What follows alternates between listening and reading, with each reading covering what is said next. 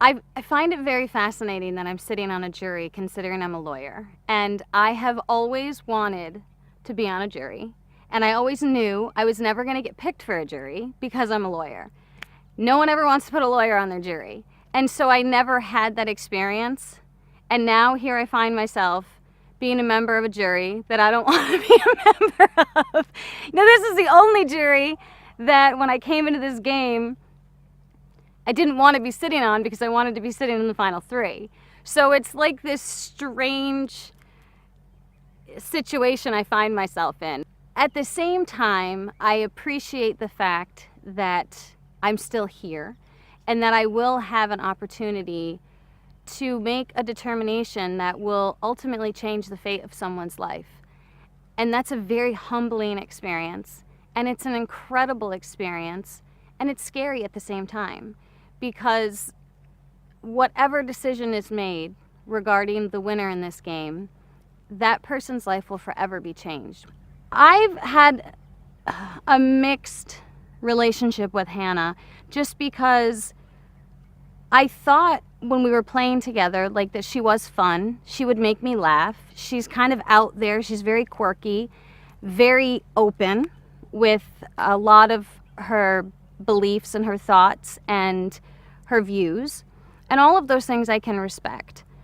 But at the same time, I had so many other people telling me who had worked with Hannah before I did that it's almost like she has commitment issues and she can't handle making a decision and she freaks out. And that's exactly what happened the day that I ended up drawing a black rock. Hannah was part of the reason why that insanity began. Hannah was looking at me telling me to vote out Will when we had walked in with the decision we were going to vote out Zeke. And I was like, what the hell is going on right now? And that was when the insanity began. And I think Hannah was kind of leading the charge with that insanity and turned that tribal council into what it ultimately became, and that was my demise.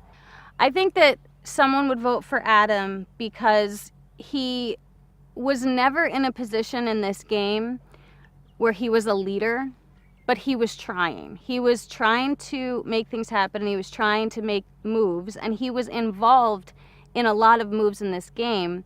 They might not have worked out the way that he necessarily wanted, but he was definitely putting himself in there, and he found that sweet spot that I think so many people who play this game have trouble finding.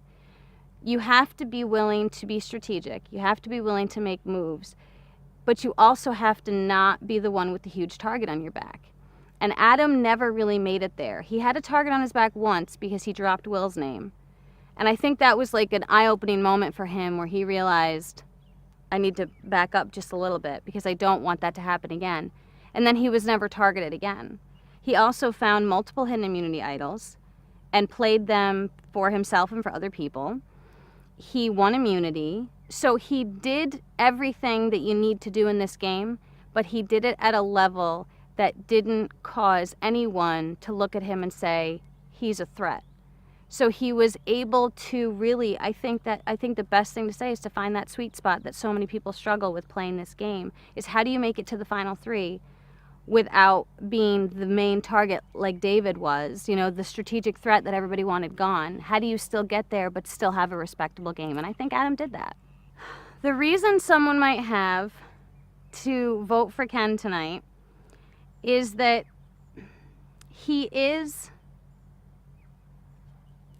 a survivor, if that makes sense, because he's the person who came out into this game and wanted to survive. He wanted to take care of people. He wanted to provide. He was, fishing. He was making the fire, and he was making the food and chopping coconuts and doing all of those things that when you come out to this game you might not be able to do. He is the most genuine person I have ever met. That he is who he is and represents who he is.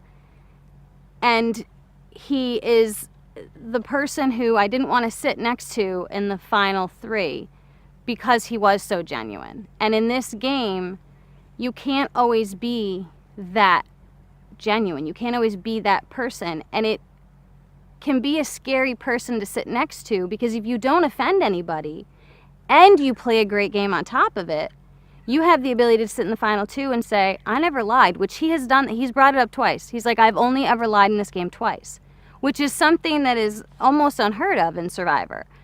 So as far as who he is, I do think he's truly genuine, but the problem he ran into in this game is that is the old school Survivor. And you can't gain respect by being genuine when you're not being strategic and playing the other parts of this game, where I think everyone who's on this jury is frustrated with Ken because they feel like he, started playing the game on day 33. I think the criteria that I will be using tonight is loyalty. And Adam and Ken were two individuals in this game who I was loyal to. And I was almost loyal to a fault, because I drew rocks. And I'm not bitter. I'm not upset. I'm proud of the game that I played. And I'm proud of two individuals who are sitting there. And so my questions tonight will be centered on loyalty. And that is going to be my final determination and what I will base it on for my decision tonight.